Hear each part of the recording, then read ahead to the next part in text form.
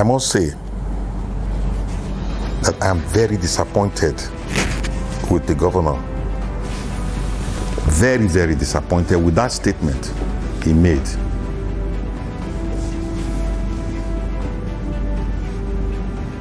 In England, there are no written laws, but there are conventions and precedents. There is no written law that governs England. They move with conventions and precedents and absences on things that happen. That's how England is governed. That's what we understand in law. Now, this thing. In 2006,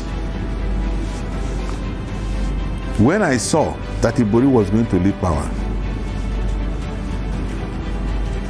and from his body language, and from what was happening around him, I noticed that he was going to hand over, he may likely hand over power to another person in Central. I rose and told him that in our meetings at various places, our understanding is that power will rotate among us, that you cannot hand over power to another person from Central. That this is an understanding that we all have.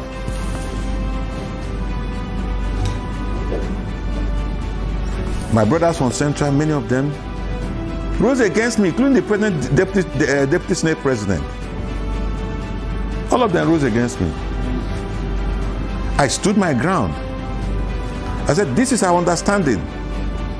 When we were meeting, when we were forming this party together, that you cannot hand over power to a Central. I formed what is called Equity 2006 to challenge the power that was in power in Delta State. And himself, who is the governor, participated in the struggle. He was sending his people to the meeting. He was himself.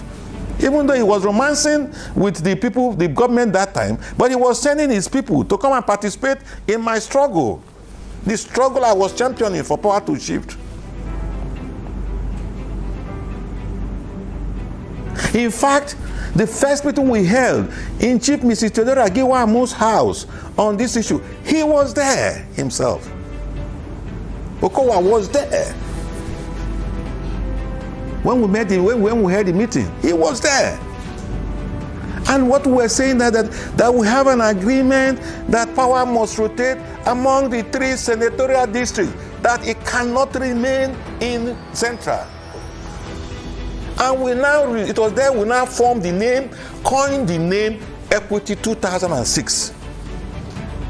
In that meeting, and we all adopted that name as Equity 2006.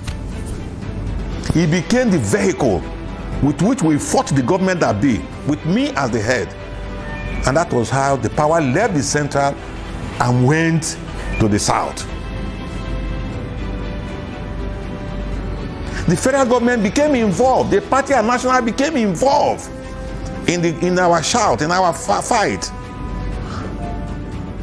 And then the power now moved from Central. I remember one of those days, I was almost declared a wanted man. If the Robo people saw me that time, they would have killed me. They did everything to get at me, including trying to implicate me over so many issues. I remember one day I was in the airport, going to Benin Airport. Then we have no airport in Asaba. And all of a sudden I saw a convoy of cars coming in. Behold, it was Ibori. And I was in the VIP lodge sitting down. And he was walking towards me with a crowd. And that was the day I thought that I am gone. And when he got near me, he turned around and said, everybody, all the people were following, he said, go away, everybody go away. And he took me to the side. I stood up from my seat and greeted him. He took me to the side. He said, Peter, what you fought for is power shift.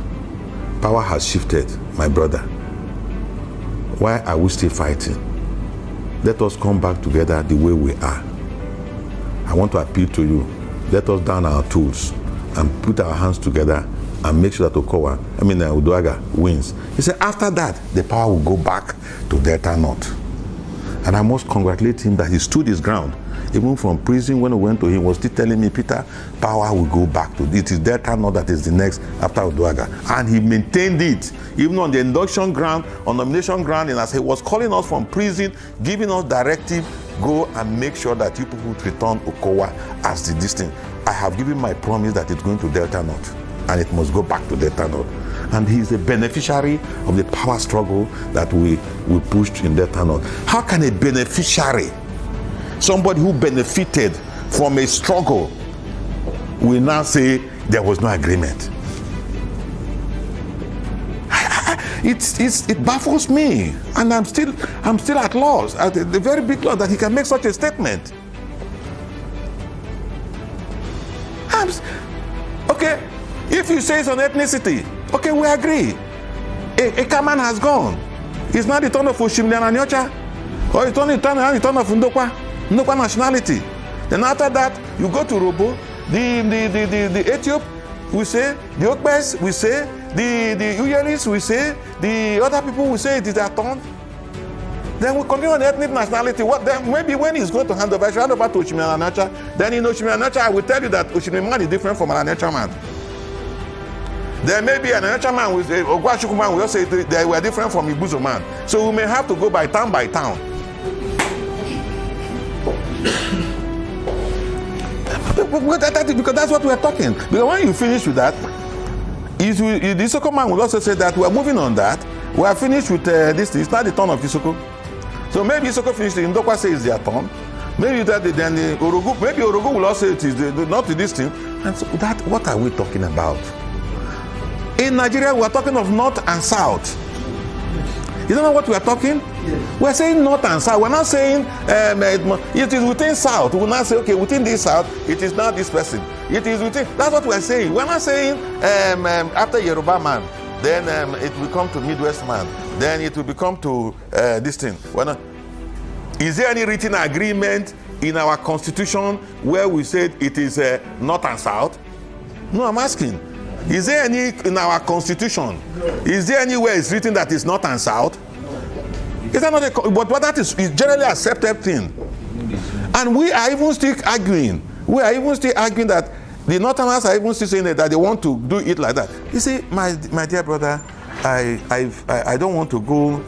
I didn't want to speak on it because I'm going to speak on it vehemently. I don't want trouble in this state. Some of us have put our life on the line to fight for this power shift. Including my family suffered. I lost my commissionership, not for anything, but because I was fighting for power shift. I passed through a lot of problems at the risk of my life to fight for the power shift in Delta State, which is a beneficiary today.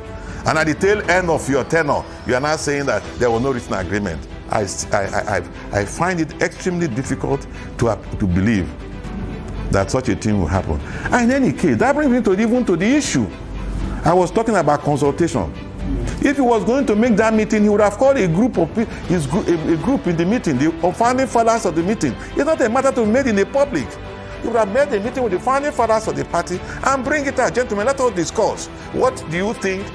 It will have become a collective decision of the leadership. So that when he's saying it, this man is a co-initiator, this one is a co-initiator. But when you believe that you are now a supreme man, that you have acquired so much money, so much wealth and power, and you can make a statement.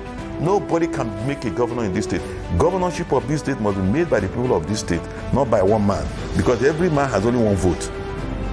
And we are going to make sure that the next governor must be a collective decision of the people of Delta State, not by an individual. We have seen it before, and it has happened. So it's going to happen again. If one man thinks he can sit in his office, in the comfort of his office, and say this person is going to the governor, we will make sure that person is not the governor. Because we all have what it takes to fight.